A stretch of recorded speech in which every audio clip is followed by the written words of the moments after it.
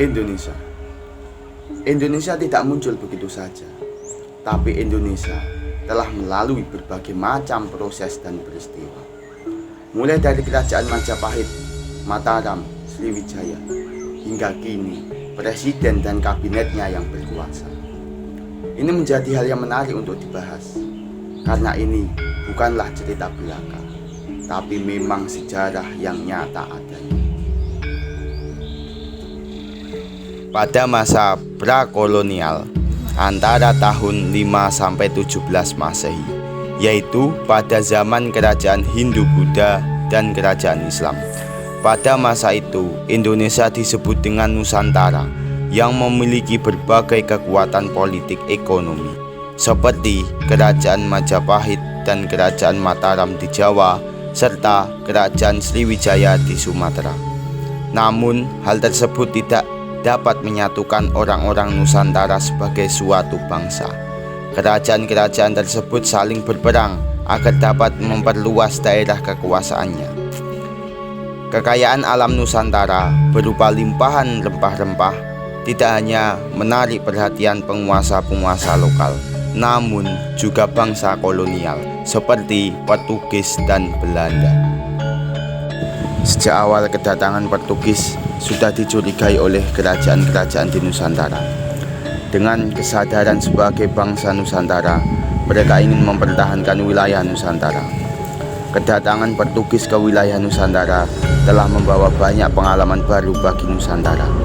Dalam hal bidang kemiliteran, Nusantara diperkebal dengan meriam. Dalam segi ekonomi, Portugis memperkenalkan gaya baru dalam perdagangan. Dalam segi agama, penyebaran agama Nasrani.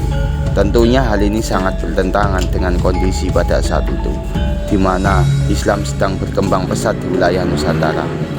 Oleh sebab itu, terjadilah perlawanan dari kerajaan Demak yang dipimpin oleh Pati Unus, dan perlawanan tersebut dapat membangkitkan solidaritas kekuatan Islam di Nusantara untuk melawan Portugis. Setelah kedatangan Portugis, Nusantara kembali didatangi oleh bangsa Eropa, yaitu Belanda. Pada mulanya, kedatangan Belanda ke Nusantara hanya untuk berdagang, dengan membentuk suatu badan yaitu VOC. VOC lebih berkonsentrasi pada perdagangan daripada misi penyebaran agama. Bangsa Nusantara terpecah belah karena politik yang dilakukan oleh VOC, yaitu mengadu domba kekuatan di istana. Akibatnya, mereka tidak berperang melawan VOC, tapi berperang melawan saudaranya sendiri. Kedatangan VOC telah menumbuhkan kesadaran Islam tentang bahaya ancaman dari orang asing berkulit putih. Setelah VOC dibubarkan, Belanda memasukkan wilayah Nusantara ke dalam struktur pemerintahan Belanda sebagai daerah Hindia Belanda. Dan pada puncaknya, Belanda menetapkan politik asosiasi, yaitu Belanda menanamkan cara berpikir kultur Belanda kepada penduduk Nusantara, sehingga Belanda tidak perlu berperang secara fisik untuk menguasai Nusantara. Namun, hal ini justru membangkitkan kembali jiwa kenusantaraan yang sempat hilang pada bangsa Indonesia. Kesadaran penduduk Nusantara tidak hanya sebatas kesadaran geografis, tetapi juga kesadaran politik administrasi. Pada tahun 1945, Jepang datang ke Indonesia, memperkuat keyakinan bahwa kemerdekaan sudah di depan mata. Namun pada kenyataannya, kehadiran Jepang jauh lebih menyengsarakan daripada penjajahan Belanda. Penjajahan Jepang yang identik dengan kemiliteran memberikan kekuatan-kekuatan yang baru bagi bangsa Indonesia, berupa dasar-dasar kemiliteran dan bela negara. Penjajahan Belanda telah menghadirkan nasionalisme, dan penjajahan Jepang telah menghadirkan jiwa patriotisme, yaitu keberanian untuk menentang, membela, dan mempertahankan tanah air Indonesia dari tangan penjajah. Mulailah perjuangan nasional Indonesia dititik beratkan pada kesatuan nasional dengan tujuan yang jelas, yaitu Indonesia merdeka. Perjuangan rintisan kesatuan nasional kemudian diikuti dengan Sumpah Pemuda pada tanggal 28 Oktober 1928 yang isinya satu bahasa, satu bangsa, dan satu tanah air Indonesia, yang mampu mempersatukan bangsa Indonesia dan meraih keberhasilan berupa kemerdekaan Indonesia. Ini era kemerdekaan. Era ini diawali dengan adanya proses proklamasi kemerdekaan Indonesia yang dimulai pada 6 Agustus 1945 di mana Jepang mengalami kekalahan di Perang Pasifik. Jepang menjanjikan kemerdekaan pada Indonesia, namun ada kabar Jepang tidak lagi memiliki kekuatan untuk membuat keputusan. Setelah melewati masa sulit termasuk peristiwa penculikan Rengas Dengklok, Indonesia akhirnya memproklamirkan kemerdekaan pada tanggal 17 Agustus 1945 di Rumah Insinyur Soekarno di Jalan Pegangsaan Timur nomor 56 Jakarta Pusat. Pada 18 Agustus 1945, PPKI melantik Soekarno sebagai presiden dan Muhammad Hatta sebagai wakil presiden. Yang selanjutnya yakni Orde Lama. Pada masa Orde ini, sistem pemerintahan yang digunakan adalah sistem presidensial. Ada beberapa perubahan sistem pemerintahan pada Orde ini, antara lain 1. Sistem pemerintahan parlementer. Sistem ini berlangsung pada tahun 1945 sampai 1950, di mana presiden memiliki fungsi ganda yakni sebagai badan eksekutif yang merangkap sebagai badan legislatif. 2. Sistem liberal. Sistem ini berlangsung pada tahun 1950 sampai 1959. Pada masa ini, politik dan perekonomian menggunakan sistem liberal. Hal ini terlihat dari presiden dan wakil presiden yang tidak dapat diganggu-gugat, menteri bertanggung jawab atas kebijakan pemerintah, dan presiden berhak membubarkan DPR. Pada tanggal 17 Agustus 1950 hingga 5 Juli 1959, presiden menggunakan Konstitusi Undang-Undang Dasar Sementara atau UUDS. 3. Sistem demokrasi terpimpin. Berlangsung pada tahun 1959 sampai 1968 yang pertama kali diumumkan oleh Presiden Soekarno dalam pembukaan sidang konstituante 10 November 1956. Pada masa demokrasi terpimpin ini banyak terjadi penyimpangan yang menimbulkan beberapa peristiwa besar di Indonesia. Penyimpangan itu seperti Presiden yang membuka DPR hasil pemilu 1955, MPRS yang mengangkat Soekarno sebagai presiden seumur hidup, dan selain itu ada juga peristiwa G30 SPKI yang mengakibatkan munculnya 3 tuntutan rakyat atau Tritura yang berisi pembubaran PKI dan ormas-ormasnya. Materi selanjutnya era Orde Baru. Pada tahun 1968, MPR secara resmi melantik Soeharto sebagai Presiden Indonesia dan dilantik kembali secara berturut-turut pada 1973, 1978, 1983, 1988, 1993, dan 1998. Pada masa Orde ini, Soeharto memilih perbaikan dan perkembangan ekonomi sebagai tujuan utamanya dan menempuh kebijakannya melalui struktur administratif yang mendominasi militer dengan nasihat dari ahli ekonomi didikan barat. Selama masa pemerintahannya, kebijakan-kebijakan ini dan pengeksploitasian sumber daya alam secara besar-besaran menghasilkan pertumbuhan ekonomi yang besar, tetapi tidak merata di seluruh Indonesia. Pada pertengahan 1997, Indonesia diserang krisis keuangan dan ekonomi yang disertai kemarau terburuk dalam 50 tahun terakhir.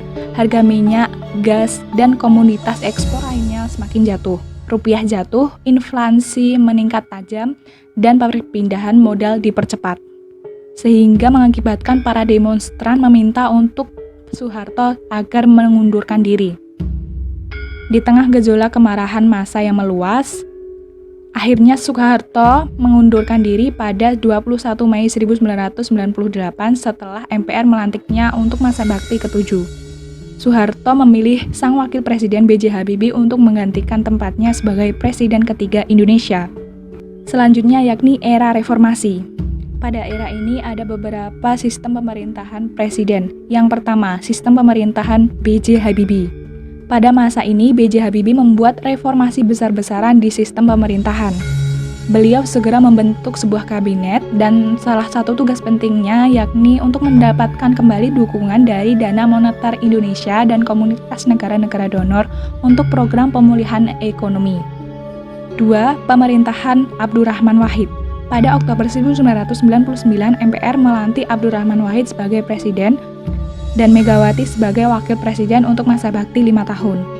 Abdurrahman Wahid membentuk sebuah kabinet pertamanya, yakni Kabinet Persatuan Nasional pada awal November 1999. Dan beliau melakukan reshuffle kabinetnya pada Agustus tahun 2000. Pada masa pemerintahannya meneruskan proses demokratisasi dan perkembangan ekonomi di bawah situasi yang menantang. MPR semakin memberikan tekanan menantang kebijakan-kebijakan Presiden Wahid yang menyebabkan perdebatan politik yang meluap-luap. 3. Masa pemerintahan Megawati. Di bawah tekanan dari MPR untuk memperbaiki manajemen dan koordinasi di dalam pemerintahannya, Abdurrahman Wahid mengedarkan keputusan presiden yang memberi kekuasaan negara kepada wakil presiden Megawati, sehingga Megawati mengambil alih jabatan presiden. Pada masa pemerintahannya, Megawati menggunakan kabinet gotong royong. 4. Masa pemerintahan Yudhoyono. Pada tahun 2004, pemilu terbesar di dunia diselenggarakan, dengan Susilo Bambang Yudhoyono yang terpilih sebagai presiden pertama yang dipilih secara langsung oleh rakyat. Kemudian Susilo membentuk Kabinet Indonesia Bersatu. Pemerintahan ini pada awal kerjanya telah menerima berbagai cobaan dan tantangan besar, seperti gempa bumi besar di Aceh dan Nias pada Desember 2004 yang meluluhlantakkan sebagian Aceh, serta gempa bumi lain pada awal 2005 yang mengguncangkan Sumatera. Akhirnya pada 17 Juli 2005, sebuah kesepakatan bersejarah berhasil dicapai antara pemerintah Indonesia dengan Gerakan Aceh Merdeka yang bertujuan mengakhiri konflik berkepanjangan selama 30 tahun di wilayah Aceh. Kemudian setelah pemerintahan Yudhoyono dilanjutkan dengan masa pemerintahan Joko Widodo sampai sekarang. Potensi-potensi yang dimiliki oleh Indonesia. Indonesia adalah salah satu negara yang memiliki banyak potensi. Potensi-potensinya antara lain, yang pertama, sumber daya alamnya. Sumber daya alam yang dimiliki Indonesia digolongkan beberapa macam, yakni pertanian, perikanan, pertambangan, pariwisata, dan kehutanan. Potensi yang kedua yakni sumber daya manusia. Indonesia memiliki jumlah penduduk yang banyak sehingga jumlah tenaga kerjanya juga banyak. Potensi yang ketiga, sosial budaya. Indonesia merupakan salah satu negara yang memiliki berbagai macam keberagaman, mulai dari etnis, suku, agama, budaya, dan adat istiadat. Sehingga Indonesia haruslah memiliki semboyan yakni Bhinneka Tunggal Ika. Potensi yang keempat yakni lokasi yang strategis.